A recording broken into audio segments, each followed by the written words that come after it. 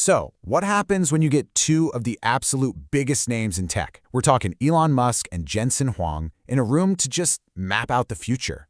Well, you end up with a vision that's so out there, it could literally redefine what it means to be human. In this explainer, we're going to distill their incredible conversation about the future of AI, and trust me, you're going to want to hear this.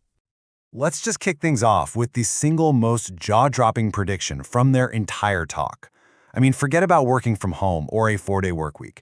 Elon Musk is convinced that within our lifetimes, maybe in just 10 or 20 years, the whole concept of having to work for a living will become a choice, not something you have to do.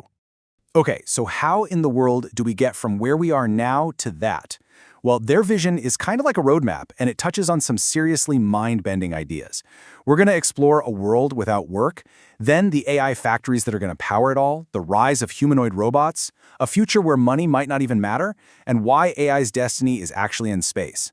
And then finally, we're going to tackle the big question. Is this all just a bunch of hype, or are we really standing on the edge of a new beginning? All right, first things first, let's really unpack that bombshell idea, a world where work is totally optional. What does a society like that even look like? How would it feel? Musk uses this really simple but honestly powerful analogy to explain it. Think about it for a second. You can easily go to the grocery store and buy all the vegetables you want, right? But some people still choose to do the much harder work of growing them in their own backyard. Now, why would they do that? Because they find it fulfilling. And that, he says, is exactly what work is going to become.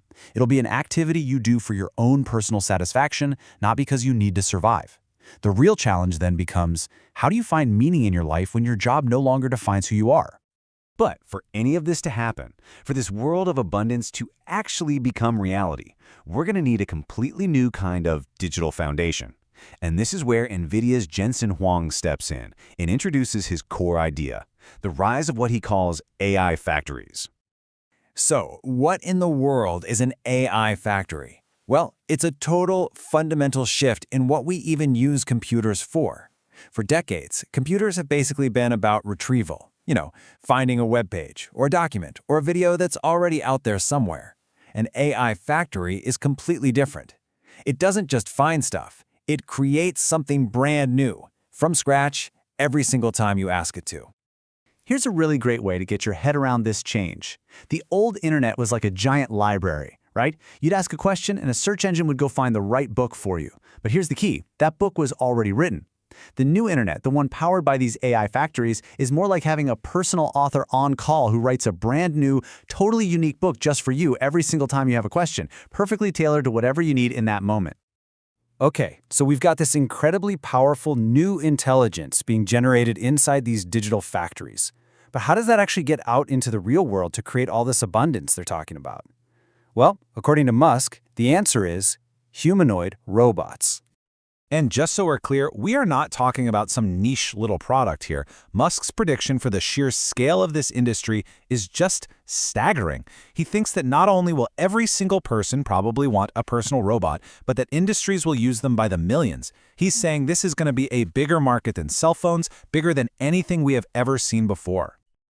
But this brings up a really important question. I mean, what's the end game here? Is it just about creating a new wave of cool gadgets and services for us to buy? For Musk, the answer is a goal that humanity has been dreaming about for centuries, but has never, ever been able to achieve. He argues that AI and humanoid robots are the key. They're the tools that will finally let us create a world of such radical abundance that we can, for the very first time in human history, completely eliminate poverty for every single person on this planet. Now, let's take this one step further, because it gets even wilder. If we actually pull this off, if we achieve universal abundance where goods and services are pretty much limitless, what happens to our entire economic system, which, by the way, is built completely around the idea of scarcity? And this is where the vision goes from science fiction to something else entirely. Musk basically argues that in a world where AI and robots can provide pretty much anything you could ever want or need, the whole concept of money could just become obsolete. It just wouldn't be relevant anymore. But even in this pretty out there future, Musk is quick to point out that this isn't some complete fantasy. There are still going to be hard physical limits. We can't just break the laws of physics. Mass, and most importantly, the availability of energy. Those are going to be the fundamental constraints on this new world. And that one constraint, energy, that is the single biggest bottleneck to scaling AI up to a global level. So, where do you go when you start running out of power and real estate on Earth? Well, you go up. To really get why this is so critical, you just have to look at the numbers. Musk estimates that the energy demand for AI in the near future could hit 300 gigawatts. Now, to put that into perspective, that is roughly 2/3 of the entire average electricity usage of the United States. We simply cannot build power plants on Earth fast enough to keep up with that kind of crazy demand. And this is exactly why space becomes the perfect place for these gigantic AI factories. Musk lays out 3 huge advantages. First, you've got continuous 24/7 sunshine for solar power. Second, cooling these massive supercomputers is way easier in the vacuum of space. And third, the solar panels themselves are actually cheaper to make because they don't need all that heavy structure to protect them from wind and rain. Now, the really crucial thing to take away from this is that this is not some distant science fiction dream. Musk believes that within just 5 years, the most cost-effective way to run large-scale AI is going to be on solar-powered satellites in orbit. I mean, that is a shockingly near-term prediction. Okay, so after hearing all of these unbelievable predictions, there's a pretty natural question that pops up, right? Is this stuff for real? Or is this just another tech bubble that's all fueled by hype? This is where Jensen Huang comes back in with a really grounded first principles argument for why this whole technological shift isn't just real, but actually sustainable.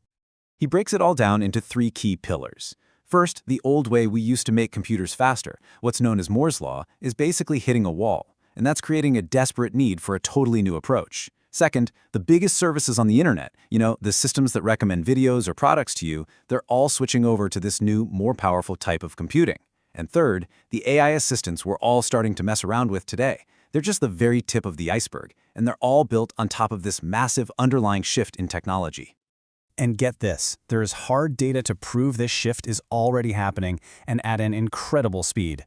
Huang points out that just 6 years ago, 90% of the world's top supercomputers were powered by old-school processors.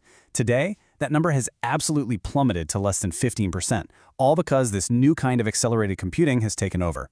This is a massive change that's already happened, and it's what's paving the way for everything else we've talked about. So, as we wrap up this incredible glimpse into what's coming, we're left with a question that goes way beyond the tech itself. We've seen the blueprints for a world of optional work, of AI factories, of supercomputers floating in space. And all of this, it forces us to ask a really profound question. What does it actually mean to be human, to find our purpose and our meaning, in a world where intelligence and labor are no longer scarce?